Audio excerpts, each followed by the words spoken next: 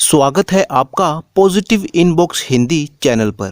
इस चैनल पर आपको नई नई और दिलचस्प कहानियां मिलती हैं। अगर आप पहली बार इस चैनल पर आए हैं तो चैनल को सब्सक्राइब कर लीजिए और वीडियो अच्छी लगे तो कमेंट और लाइक करना बिल्कुल मत भूलिएगा।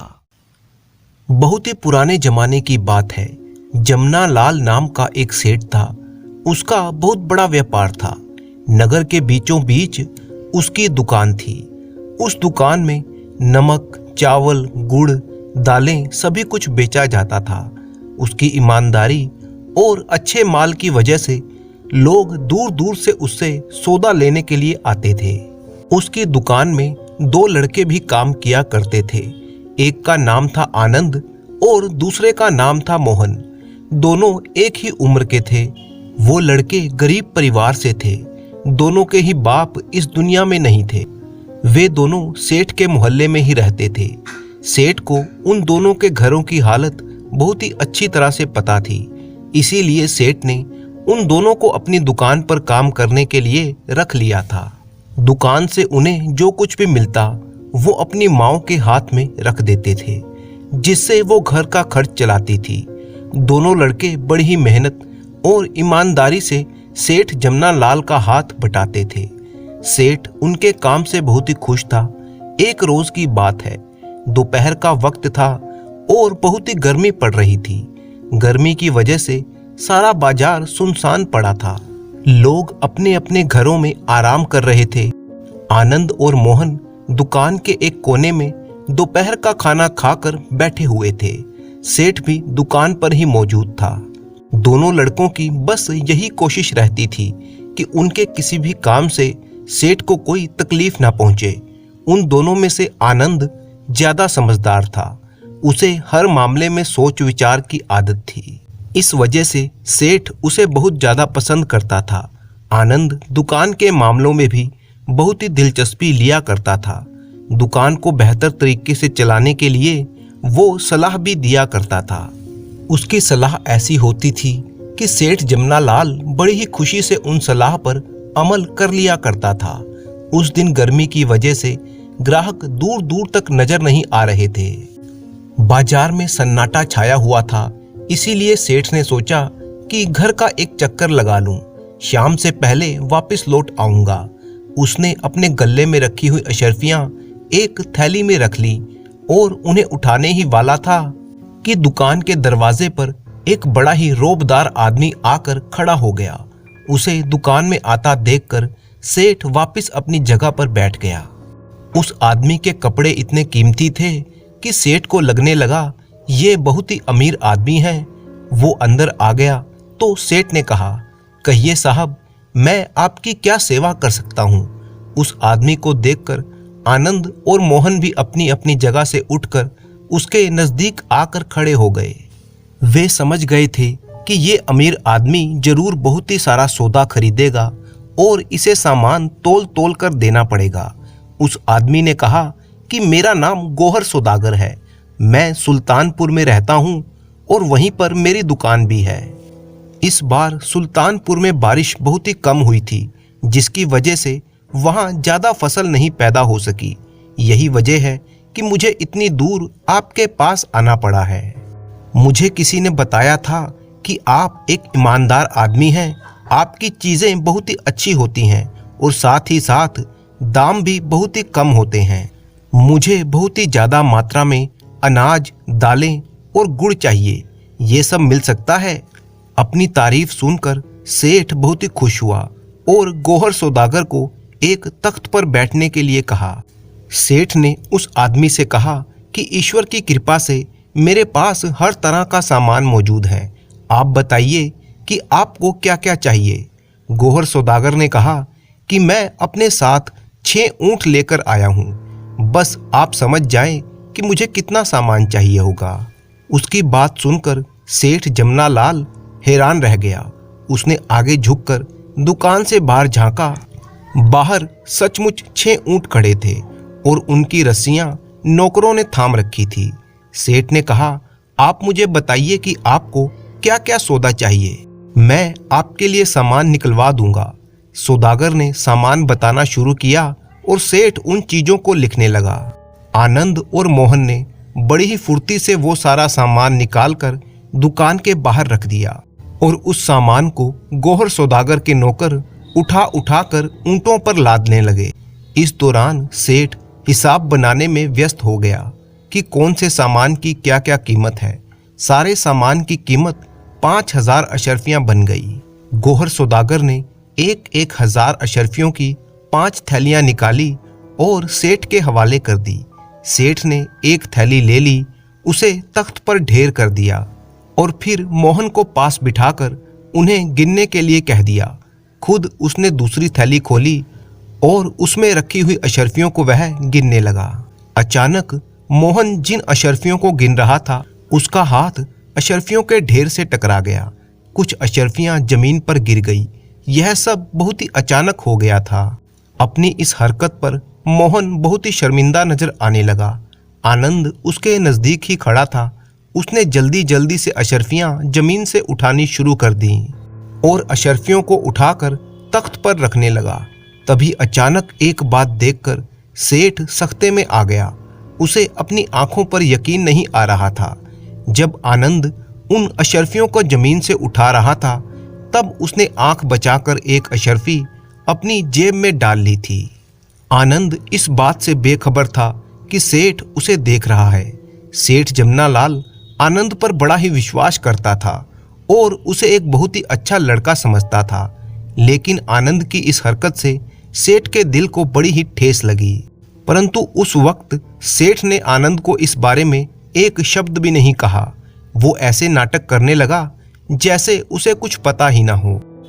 सेठ ने सोच लिया था जब गौहर सौदागर यहाँ से चला जाएगा तब आनंद से इस बारे में पूछताछ करेगा। उसने फैसला कर लिया था कि चोरी करने के कारण वह आनंद को नौकरी से निकाल देगा। थोड़ी देर के बाद जब उन्होंने 5 थैलियों की अशर्फी गिन ली तो सेठ ने देखा कि आनंद दुकान में मौजूद नहीं था। सेठ के दिमाग में आया कि शायद आनंद अशर्फी को छुपाने के लिए कहीं चला गया है। एक बार फिर से सेठ को आनंद की हरकत पर बड़ा ही दुख हुआ। सेठ आनंद को बड़ा ही ईमानदार और हाथ का साफ लड़का समझता था, मगर आज उसने एक अशर्फी की चोरी करके सेठ के विश्वास को ठेस पहुंचाई थी। अब तक सेठ जमना लाल की दुकान का सारा सामान लगभग खाली ही हो चुका था और सामान को वहां पर मौजूद ऊंटों पर लाद दिया गया था। सौदागर के नौकर इस मेहनत के काम में पसीना बहाकर बहुत ही थक चुके थे। सेठ ने मोहन को बाजार की तरफ दौड़ाया कि वह जल्दी से नौकरों के लिए शरबत ले आए। सौदागर के चारों नौकर अपना अपना काम खत्म करके एक कोने में बैठ गए। मोहन जल्दी ही वहां पर ठंडा और मीठा शरबत ले आया। अभी वे लोग शरबत पी ही रहे थे कि सेठ की नजर दूर से आते हुए आनंद पर पड़ी। उसे देखकर सेठ को एक बार फिर से वही बात याद आ गई कि कैसे आनंद ने एक अशर्फी चोरी की थी। आनंद की उसी हरकत पर सेठ को एक बार फिर से दुख होने लगा। सेठ उन दोनों लड़कों को अपनी औलाद की तरह चाहता था। आनंद के द्वारा की गई चोरी से उसे बड़ा ही सदमा लगा था। अचानक सेठ ने देखा कि आनंद अकेला नहीं है, बल्कि उसके साथ 6 सिपाहियों का एक दस्ता भी था। थोड़ी ही देर में वे सब लोग दुकान में पहुंच गए। दुकान में दाखिल होते ही आनंद ने सौदागर की तरफ इशारा करते हुए सिपाहियों से कहा कि यही है वो आदमी जिसके बारे में मैं कोतवाल साहब को बता रहा था। सिपाहियों ने गौहर सौदागर को अपनी गिरफ्त में ले लिया। ये सब देखकर सेठ जमना लाल बहुत ही परेशान हो गया। उसने बड़े ही गुस्से से कहा, आनंद, ये सब क्या है? ये क्या बदतमीजी है? ये साहब एक सौदागर हैं और उनके साथ ऐसी हरकत नहीं की जा सकती। आनंद ने बड़े ही विनम्र स्वर में कहा, मालिक, अभी आपको सब कुछ पता चल जाएगा। सिपाहियों को देखकर सौदागर के चारों गुलाम भी घबरा कर खड़े हो गए थे। मोहन भी एक कोने में डरा सहमा हुआ खड़ा था। इतने सारे सैनिकों को देखकर वह डर गया था। उधर सौदागर गुस्से से लाल हो रहा था। उसने बड़े ही गुस्से से आनंद को देखा और कहने लगा, लड़के, तू मुझे जानता नहीं है, मैं तुझे छोड़ूंगा नहीं। इस बेइज्जती का बदला मैं जरूर लूंगा। उसकी बात सुनकर आनंद जरा भी नहीं घबराया। कहने लगा कि अब आपकी जालसाजी की सारी पोल खुल चुकी है। आप धोखा देकर मेरे मालिक को तबाह करना चाहते थे, असली माल लेकर इन्हें नकली अशर्फियां दे रहे थे। सेठ ने जब ये बात सुनी तो उसने जल्दी से गोहर सौदागर की दी हुई थैली में से एक अशर्फी निकाली और उसे जमीन पर घिसने लगा। वो ये देखकर हैरान रह गया कि अशर्फी का सोने जैसा रंग उतर गया था और अंदर से पीतल नजर आने लगा था। सेठ ने इसी तरह से कई अशर्फियां जमीन पर घिस कर देखी और वह सब भी नकली थी।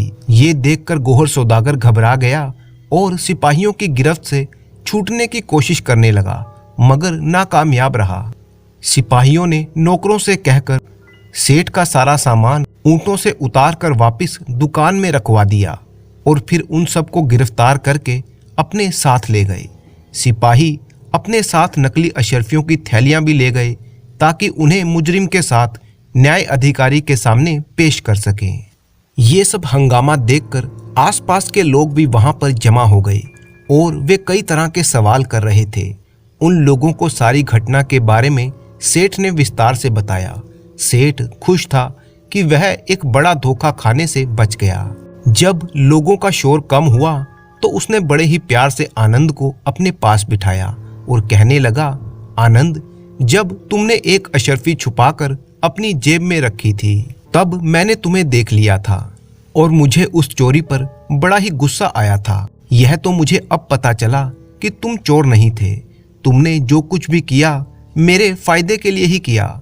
आनंद ने खुश होकर कहा कि ईश्वर का शुक्र है जो मेरी बेगुनाही साबित हो गई। जब मोहन का हाथ लगने पर अशर्फियां जमीन पर गिरी थीं, तब ठन करके आवाज हुई थी। मुझे अच्छी तरह से पता है कि तांबे और पीतल के सिक्कों के गिरने पर ऐसी आवाज आती है, परंतु जब अशर्फी जमीन पर गिरती है तो उसकी आवाज दूसरी होती है। यूं लगता है कि जैसे किसी ने कोई पत्थर फर्श पर ठक करके गिरा दिया हो।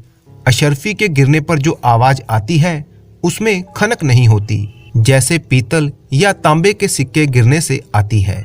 मैंने अशर्फियों के नीचे गिरने की आवाज सुनी तो मुझे शक हो गया था। मैं सबकी आंख बचाकर एक अशर्फी लेकर बाहर निकल गया और एक कोने में बैठकर उस अशर्फी को जमीन में घिस कर देखा। उसमें से पीतल दिखाई देने लगा, जबकि असली अशर्फी शुद्ध सोने की होती है। उसे कितना भी घिस लो, उनका पीलापन कभी खत्म नहीं होता। तभी मैं समझ गया था कि ये आदमी कोई धोखेबाज है और आपको ठगने के इरादे से यहाँ पर आया है। ये देखकर मैं भाग भाग कर कोतवाल साहब के पास पहुंचा। उन्हें सारी बात बताई। उन्होंने बड़े ही गौर से मेरी बात सुनी और सुनने के बाद मुझे शाबाशी दी। फिर उन्होंने अपने सिपाही मेरे साथ भेज दिए। सेठ ने आनंद से कहा, आनंद, मैं तुम्हारा बहुत ही आभारी हूँ कि तुम्हारी अक्लमंदी की वजह से मैं एक बहुत बड़े नुकसान से बच गया। अगर वह चालाक सौदागर अपने मकसद में कामयाब हो जाता तो मेरे तबाह होने में कोई कसर नहीं थी। मोहन भी उन दोनों के पास ही खड़ा ये सारी बातें सुन रहा था। वो हैरान था और साथ ही उसे इस बात की खुशी थी कि उसका दोस्त इतना बुद्धिमान है। सेठ इस बात से बहुत ही खुश था। उसने आनंद से माफी भी मांगी। इसी खुशी में सेठ ने दोनों लड़कों को 10-10 आने दे दिए और कहने लगा कि अगले हफ्ते मेला शुरू होने वाला है। तुम इन पैसों से मेले में घूमना और खूब मजे करना। दोनों लड़के खुश हो गए। अगले दिन सेठ की दुकान पर शहर का कोतवाल आया और आते ही उसने आनंद के बारे में पूछा। सेठ ने आनंद को बुलाकर कोतवाल के सामने खड़ा कर दिया। कोतवाल ने बड़े ही प्यार से आनंद के सिर पर हाथ फेरा और कहने लगा, तुमने एक बहुत ही बड़ा कारनामा किया है। उस ठग को मैंने न्याय अधिकारी की अदालत में पेश कर दिया है।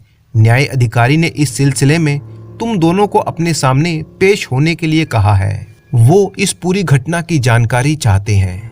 आनंद ने जब न्याय अधिकारी का नाम सुना तो घबरा गया, मगर सेठ जमना लाल ने उसे दिलासा दिया। कहने लगे कि घबराओ मत, मैं भी तुम्हारे साथ ही चलूंगा। सेठ ने अपनी दुकान बंद की और दोनों लड़कों को साथ लेकर वो कोतवाल के साथ न्याय अधिकारी के पास जा पहुंचे।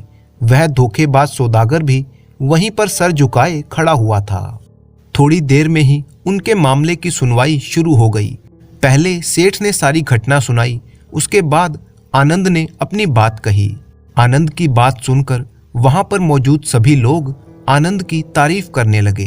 धोखेबाज सौदागर का अपराध अब साबित हो चुका था, इसीलिए उसे 5 साल की सजा दे दी गई। इसके बाद न्याय अधिकारी ने आनंद से कहा, युवक, मैं तुम्हारी समझदारी से बहुत ही खुश हूं।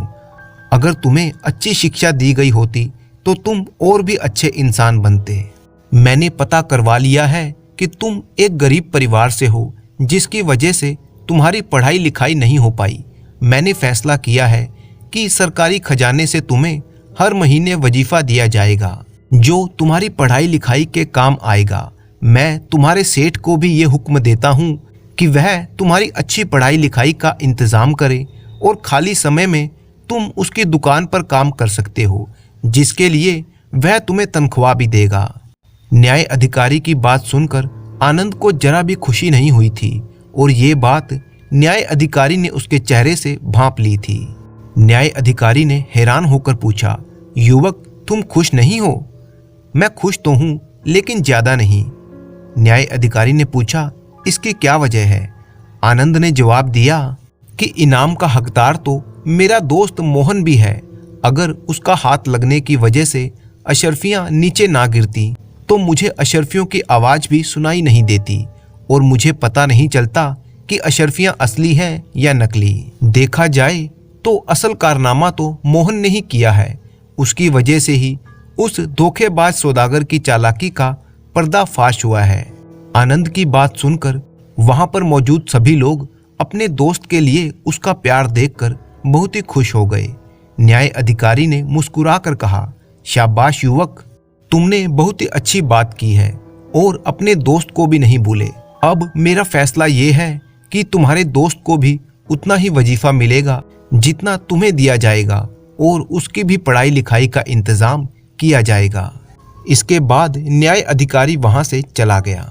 सब लोग चले गए तो मोहन आनंद से लिपट कर रोने लगा। इसके बाद दोनों लड़कों की जिंदगी बिल्कुल ही बदल गई। वह सुबह से लेकर दोपहर तक अपनी पढ़ाई लिखाई करते और फिर शाम के वक्त सेठ जमुना दास की दुकान पर काम करते। दोनों लड़कों की माएं बहुत ही खुश थी और फिर सेठ की दुकान पर काम करने के बाद जो पैसे मिलते थे उनकी माओं के ही काम आते थे।